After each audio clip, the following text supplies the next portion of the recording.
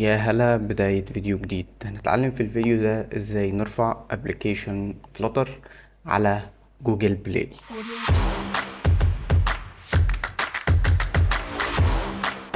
عندنا مجموعة خطوات هننفذها مع بعض. اول حاجة عايزين نغير اسم الابلكيشن، فاندرويد اب سورس مين اندرويد مانيفست، وبعدين بنغير الليبل لاسم الابلكيشن بتاعنا.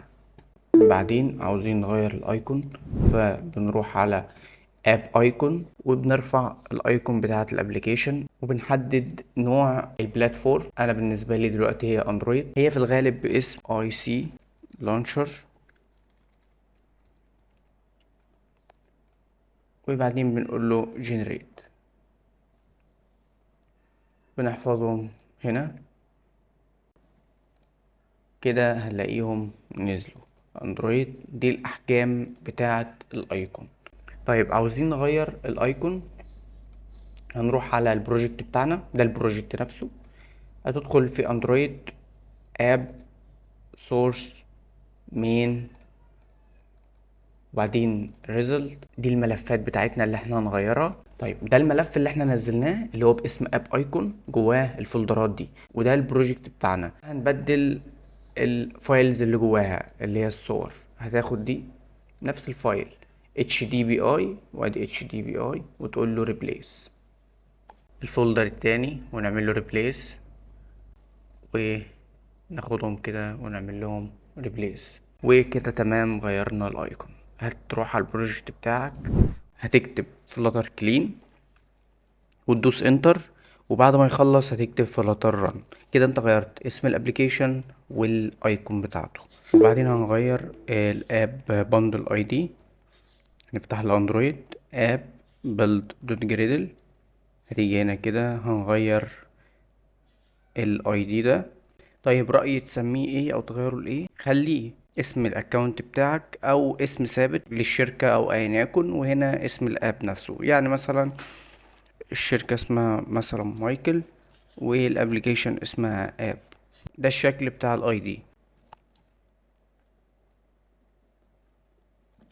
وبنروح على السورس من كوتلين من اكتيفيتي، ونفس الفكرة كده غيرت الاب بندل اي دي. هندخل على اللينك اللي سايبه لكم في الديسكريبشن، هننزل على ساينز اب، وبعدين هناخد دول كوبي، نروح على اندرويد ونعمل فايل جديد نسميه كي دوت بروبرتيز، وبعدين نعمل بيست. نيجي هنا نعمل باسورد، اي باسورد انت عاوزه يكون راندوم، وناخده كوبي نحطه هنا، ونروح على الموقع تاني ناخد الكوماند ده ونفتح التيرمينال.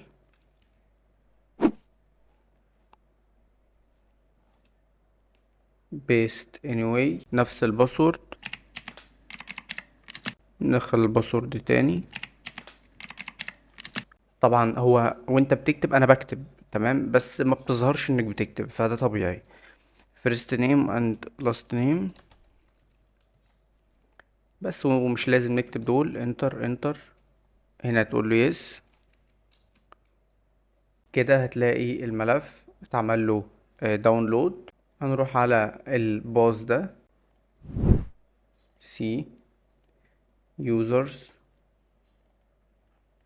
هنلاقي الملف اتكريت هنا اهو. هناخد الفايل ده نحطه في الاب فولدر،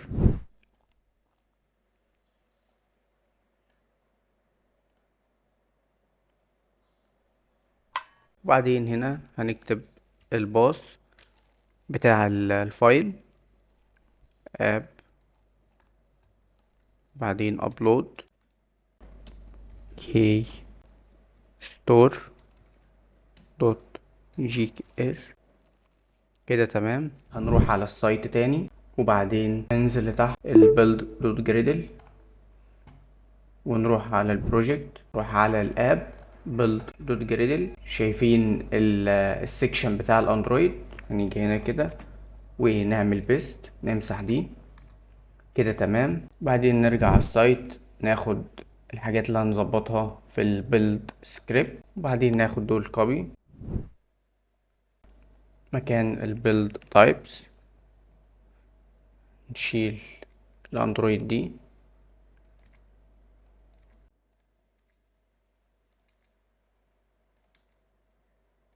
وبعدين هنفتح التيرمينال ونكتب flutter build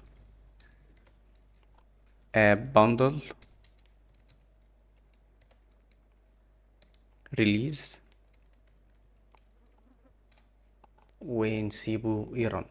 تمام، هنلاقي الفايل اتكريت. طيب لو ظهر معاك ايرور، جرب تعمل فلاتر كلين فلاتر رن، وبعدين ترن الكوماند ده عادي هتشتغل معاك. بعدين عايزين نروح لمكان البروجكت نفسه، هنروح على build app output bundle release، وده اللي هنرفعه. هنروح على الاكونت بتاعنا بتاع جوجل بلاي كونسول، هنقول له create app، وبعدين نكتب الاب نيم ونختار اللغة بتاع الابليكيشن، هو اب او جيم، هنقول له اب. مدفوع ولا فري، فاقول له فري، وكونفيرم الاتنين create app. بعدين هننزل على store presence، نجيب main store listing اب نيم سميته الابداع، وفي الشورت ديسكريبشن وفي الفول ديسكريبشن تكتب ديسكريبشن كامل ومعلق. تمام. عايزين الاب ايكون، هنجيب البلاي ستور، والايمج دي هتلاقيها في الفولدر بتاع الاب ايكون اللي احنا عملناه في اول الفيديو واحنا بنغير الايكون بتاع الابليكيشن. وبعدين عايزين نحمل ايمج 1024 في 500، فاحنا في الحالة دي عشان تهندل السايز ده بالظبط استخدم اي ابليكيشن. لو عايز حاجة بسيطة فبستخدم حاجة اسمها ايمج ريسايزر، وبعدين نختار سيمبل ايمج ريسايزر، نديله الصورة، وبعدين نقول له 1024 في 500. شيل التحديد ده وتعمل ريسايز، تعمل لها سيف.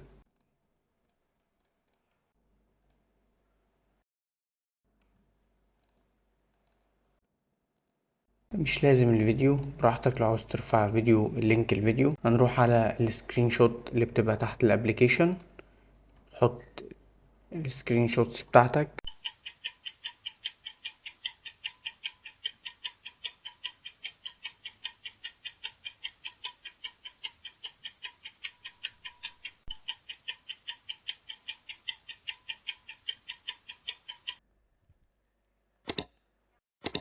هنروح على ستور سيتنج،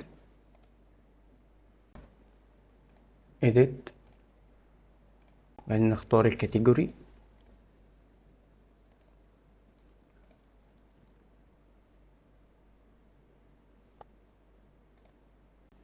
نختار التاجز،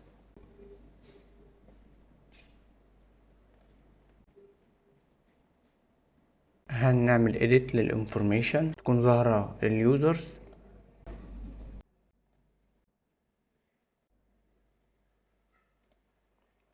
نروح على production، go to dashboard، وبعدين set privacy policy. عايزين نجيب اللينك اللي هنرفعه، هنقول privacy وندخل على الموقع ده، نقول له app continue.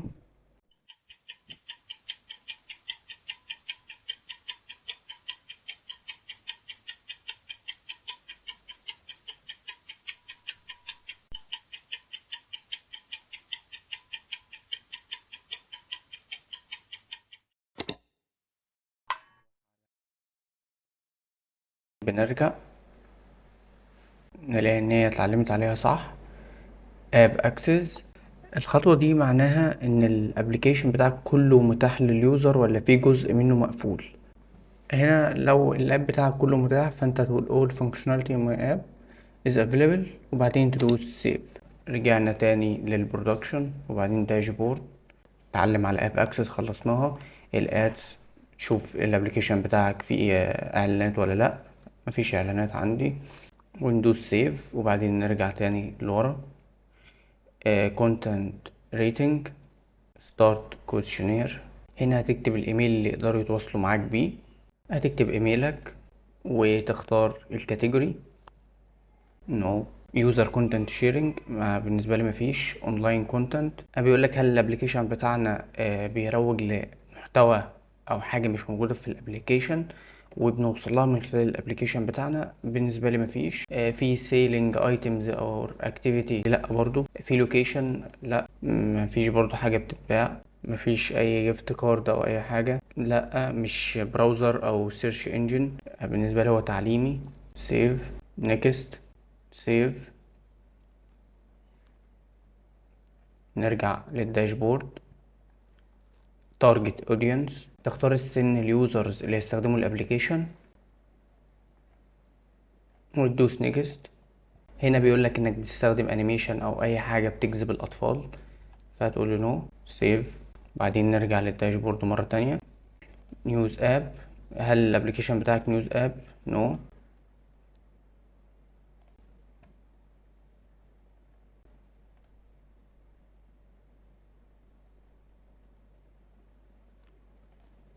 هل الابليكيشن بتاعك بيجمع داتا؟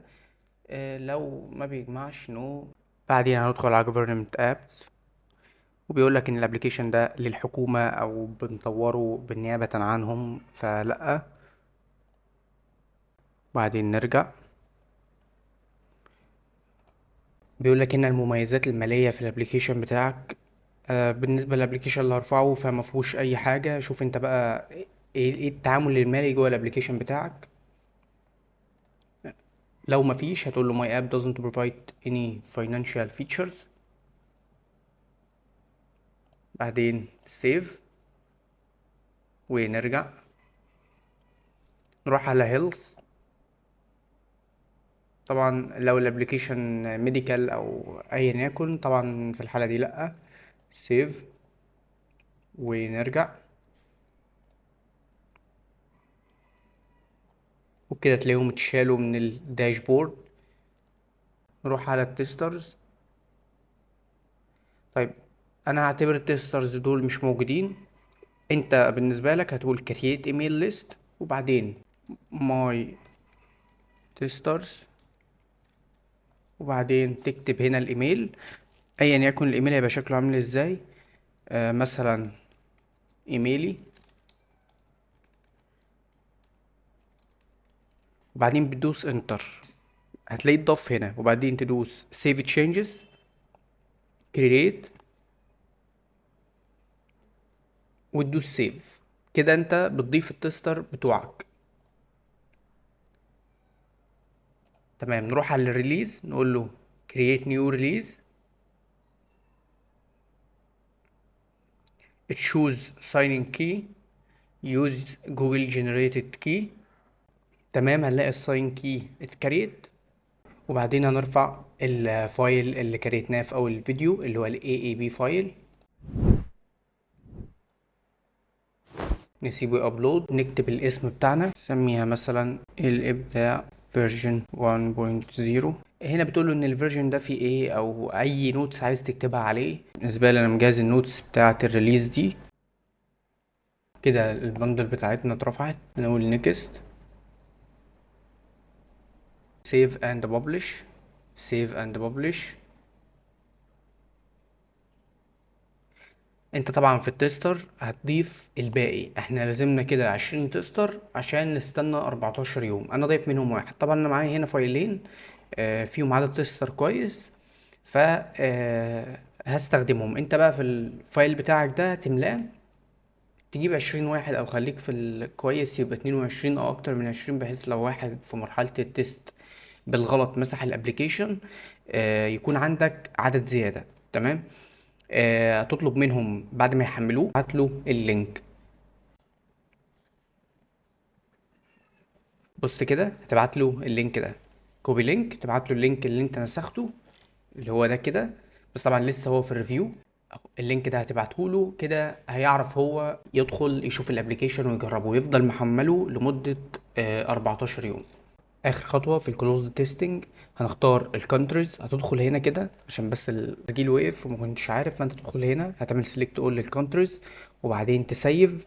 وفي السيلكت تيستر نفس ما عملنا في اللي فاتت، هي هنسيلكت الليست ونعمل سيف بس كده. بنقول له create new release، بتروح على نفس المكان اللي عملنا فيه ال AAB فايل وبترفعه. ونفس الفكرة في الريليز نيم ريليز نوتس، هي بالظبط. في حاجة هنا لو ظهر لك ايرور بيقول لك ان الفيرجن ده مستخدم من قبل. في الحالة دي بتعمل ايه؟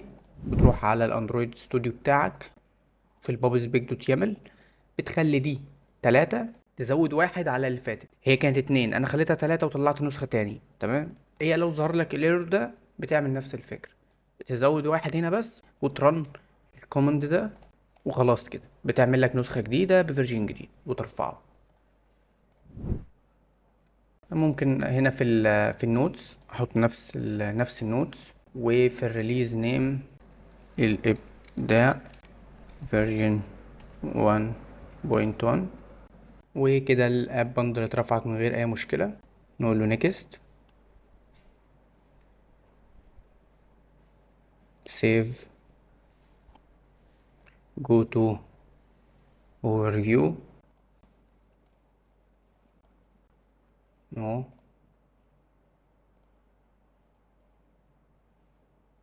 send. نبعت التغييرات اللي عملناها للريفيو.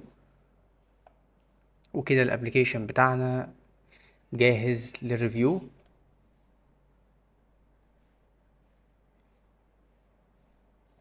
وفي خلال كام يوم بيترد عليك في الريفيو، وبيحسب لك التستر اللي هينزله زي ما وريتكم في اللينك اللي فات. بس وهتابع معاكم بعد كده، لو في اي مشكلة يا ريت تسيبها لي تحت واكيد هتلاقيني برد عليك. اشوفكم الفيديو الجاي، سلام.